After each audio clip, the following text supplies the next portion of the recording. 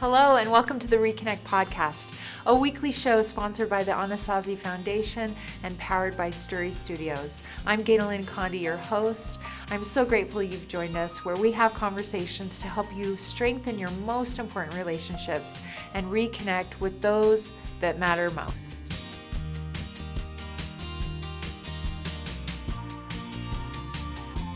So grateful to have an opportunity to share these personal messages. I love to have guests on the ReConnect podcast, but I also love just having these short little messages of some things that are on my mind and on my heart.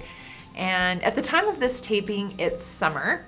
And I don't know about you, but I love the changes of seasons, but I also struggle a little bit with being a working mom that works a lot from home.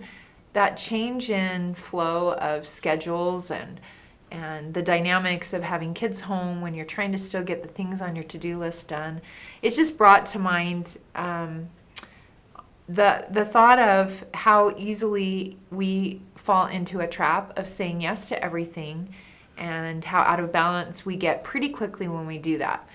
And early in my career, before there was a lot of the messaging I'm doing now around suicide prevention and faith and mental wellness and balance and the corporate messaging that I do and the books that I write and the media that I do, I kind of started out with speaking opportunities around the idea of balance and home organization and corporate organization and balance. And so as I've been thinking about what message I wanted to share with the few minutes we have, just you and it was brought to my mind this principle that I used to message and teach and speak about a lot, and that is the idea of whatever we say no to, we also say yes to something else, and that the things that we say yes to, we're saying no to something else. What do I mean by that? So one day, I think it was last summer when my daughter was home, in her mind, my calendar is just always filled with speaking requests and media opportunities, and she happened to overhear a conversation where I declined an invitation to do a pretty big event, and I could tell by her face that she was a little surprised to hear me say no. So I asked her, and I said, what has shocked you about what you just heard? And she said, did you just tell them no for that speaking event? And I said, yeah. Did you not realize I say no a lot? And it led into this conversation where I pulled out my calendar and I talked to her a little bit about the idea of stewardships. And stewardships for me are defined as something that I am a steward over. So that would be my time, my money, my body, my family, my books, my career, chronic illness, relationships outside of my immediate family. All of those are stewardships. So the home that I live in, the clothes that I have, I'm responsible to be a steward over them and watch over them. And that helps me a lot when it comes to parenting, because I think with parenting it's easy to go into an ownership problem where the choices your kids make are a reflection on you. And maybe we'll do another podcast just about stewardships, because it's a topic that I feel passionate about, and it's something that I'm always trying to practice in my own life. I'm not perfect at it. But this conversation with my daughter was about the fact that if I said yes to every speaking request and media request that comes to me, what would I be saying no to? And we had a conversation that would maybe lead to me saying no to having time with her, or time to take care of myself, to go out on a date with her dad, to do some of the care around our home. And I talked to her a little bit about how I try to gauge that, because sometimes when we say no, we feel bad. The immediate response is, I don't want to say no to that request at church or at work, because what if that opportunity doesn't come around again? I talk about it more specifically in this book that I wrote called You Are Magnificent. You are more than enough, you are magnificent. There's a chapter on time, and I brought it today because I wanted to make sure I quoted Dr. Seuss appropriately. How did it get so late so soon? It's night before it's afternoon. December is here before it's June. My goodness, how the time has flown. How did it get so late so soon? And I love the idea that As you get older, I think we chronically say, oh my gosh, where's the time going? I can't believe it's June already. But there is something about that principle that time is not our master, but we should be master of our time. And it's not always easy to do that because sometimes we don't know what's going to come up during the week. But I wanted to share just a few tips. If you're struggling with this and you're feeling like time is your master and you're not mastering your time, or that you're not driving the ship of your life anymore, that maybe you've caught up too much in the saying of yeses and not enough of the no's. I was just talking to a friend yesterday that's very mindful in her life. She's a life coach. She's worked through a lot of things. She's busy doing a lot of things to make the world better. She has a family. And I could tell that she and I both were in that transition of working mom and summertime, and all of a sudden the calendar felt way bigger and busier than she wanted it to, and she just wanted some alone time. I said, today, why don't you, Gina, just give yourself permission to say no to one thing, even if it's a small thing. And sometimes when I find myself feeling overwhelmed by my calendar and all the obligations and all the commitments I've already made, I will just try to practice saying no to one thing that day and see the shift that happens. If you're struggling with that because you're afraid, there's a scarcity in your mind that if you say no to something now, you'll never have that opportunity again. I like to offer a personal experience with that. For those that know me or have read one of my books in particular, The Decision That Changed My Life, I talk about more my career experience and walking away from an editor position of a regional magazine that was really my dream job. And I remember when I was given the opportunity, how excited I was, and how the owners of the magazine, big corporation, were willing to support me at working at home and coming into the office periodically, and how I juggled that for a number of months. And then it came the time where I was sitting in a sacred place, and I could hear the word, "It's time to quit." And I thought, what? Like, people wait their whole lives to have this opportunity to be a magazine editor. I'm just going to walk away from it. But I've learned that when I listen to that voice that's bigger than me, that compass, that there's always good that's going to come. So I walked into my boss and I gave notice, and I had found my replacement, and I handed him her resume. It was a really hard conversation to have because I knew my dream of working on the Today Show or being Oprah someday, like being a magazine editor, I had opportunities to do a lot of wonderful things, and I was able to associate with some amazing people, and I didn't know what the saying no to this would look like for that dream. And I write about it in The Decision That Changed My Life, that soon after leaving the magazine, there was a gap time there. And oftentimes God, I believe, asks us to walk away, but he doesn't provide the next door right away. And for me, that was a really healing time. I had to get clear about some of the things in my life I had let go in my own self-care and healing. And then soon after that, one of my children really needed me. And the stewardship had changed. It wasn't running a magazine. It was caring and homeschooling and taking care of this situation with my child. And I don't regret that. That was such an important time for him, for me. And what I've come to see since then is there's now been 7 books published, and a regular TV, radio contributor, and a podcaster, and speaking all over the world. Those dreams didn't die just because I said no at the time. By saying no to the magazine, I said yes to my health and healing. I said yes to some important mothering that needed to happen.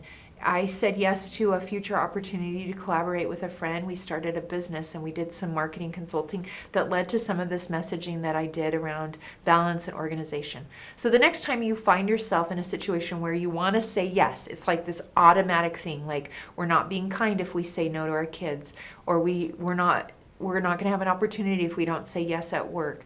Stop for a minute and pause. One of the tips I like to share is, can I get back to you on that? I need to check some things. For me, that checking some things means sometimes looking at my calendar. I have a calendar that's digital, that's color-coded by my stewardships. So the members of my family have colors. Anything personal for personal care has a color. Anything work-related has a color. Anything for my church organization has a color. And so on Sunday night, I will sit down and calendar with God. I'll look at my calendar and I'll kind of look at the week ahead. And sometimes there's weeks that are very work heavy and less personal care heavy, or less relationship heavy.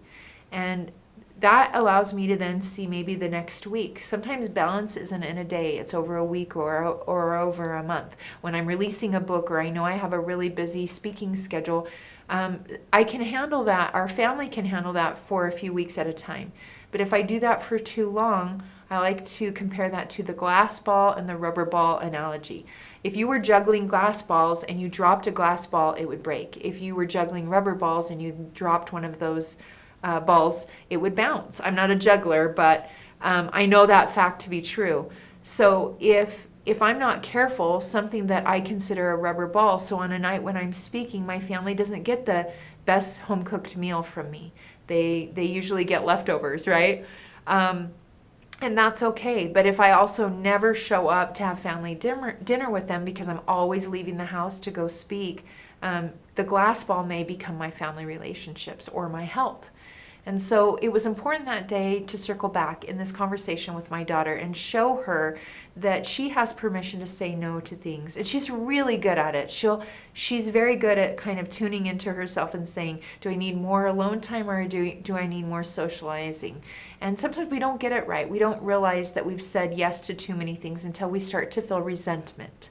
Resentment for me is always a signal that my boundaries are out of whack, and that maybe I need to readjust my glass and rubber ball analogy, that I've said yes to too many things in one area of my life, and I need to say no to that area so I can say yes to something else.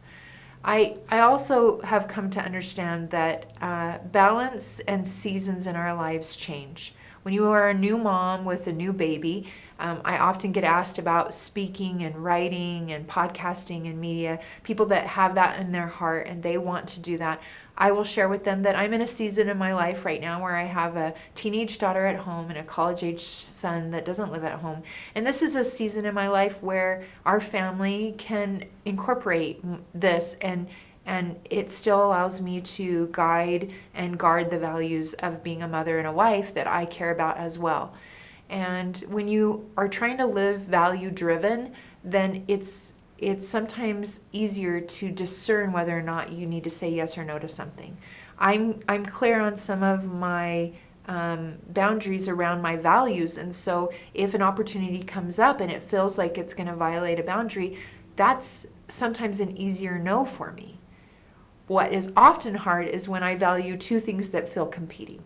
I value being a present mother. I value self-care because of chronic illness. I've learned to care for the stewardship of my body, and I know that's important to do, and it needs to be on my calendar. So I'll often go through my calendar and I'll look at white space that I need to mark off so that there's nothing on the calendar for that day. I've not committed, and oftentimes I'll get tested on that. A friend will say, I really want to have lunch. We haven't talked forever. And it's easy to try to go to those white spaces and start to fill them in. But I've learned over time that if I will honor those boundaries and create that white space, then I'm more fueled in the areas that I also care about. There are times though where it's competing, where I know there's something professionally that I value. It is in line with my why. It is what I hope I'm uniquely contributing to the world in some way. And yet there's also a conflict with family, or a value that a relationship I value, or another area of my life, another stewardship that's important. And I think in those situations, it's really hard to get clear and know. And we're doing the best we can. Sometimes you'll say yes to something and you'll look back and go, why did I do that? I knew from the beginning. Have you ever had that feeling where someone asks you to do something and from the beginning you can kind of feel this turmoil inside and you've ignored that voice, and then the day comes and you're caught in that situation and it's clear why you said no or should have said no and you didn't? I've also had the opposite situation happen where I didn't have a conflict on the calendar. But overall, the balance didn't feel right in my life, and the request came in, and I had no real reason to say no to it. But because I've been practicing this principle of yes and no, and whatever I say yes to, I'm saying no to something else, I try, not always, but most of the time I try to stop and tune in And for me, that's prayer, and make sure my heart and my spirit are feeling the yes, not just my head. And when I do that, oftentimes I'll hear a no and I won't know why. I've learned that if I trust that feeling and I say no, as time goes by, I've had a number of experiences where that day will show up and I'll see exactly why. I remember there was an opportunity to maybe go on a girls' trip with my sisters. I had a sister living overseas in Italy, and I really wanted to go on this trip. It was an opportunity. She wasn't going to be living in Italy forever, and it was after Meg's death, and so that sister time was really important. And I kept praying and wrestling, and I just didn't feel right about it, and I didn't have a reason why. I hope you as a parent give permission to your kids, or as an aunt or an uncle to your nieces and nephews, or if you're a teacher, whatever, to listen to that internal voice, because I said no and it was really hard. Fast forward a few months and that week of that trip came, and I was kind of gearing up for FOMO, fear of missing out, pictures on social media of Italy and not being on this trip that I really wanted to be. And it was interesting to see what unfolded within our home, within my immediate family, within the stewardship of my mothering, that I saw how crucial it was that I needed to be home that week. And there was no way for me to know that months earlier when we were booking these great deals on these flights. And so the next time you find yourself in that situation where you're feeling the fear of missing out, that if you say no to something that the parade is going to pass you by, I promise you this, if you will learn to honor that internal yes-no compass and practice it, it takes courage. I'm going to give you permission on this podcast today to say yes and no and go internally to make those decisions. Use your calendar. When I start my week on a Sunday, where I kind of take the long view of the week, and I see where it's maybe heavy in one area, if something midweek comes up and it's in that area that I've already committed, I will naturally say no to that. If you will do these things, I promise you that your dreams are intact and that you will continue to move towards them in a way that will be more balanced. So I hope that this podcast message today helps you in some way, because time is going fast, and I can't believe that my children are of the age that they are. I remember grandmas would stop me in grocery stores and say when they were young, oh, the time goes so fast. And at the time I was so sleep deprived, I wanted to poke their eyeballs out sometimes. Not seriously, but I would think, gosh, I just want one night of sleep. Please stop telling me how fast the time will go. And I share in this book about the moment my son left to go serve in Africa for 2 years. And as he walked away with his suitcases, I just wanted to yell, come back, the time went so fast.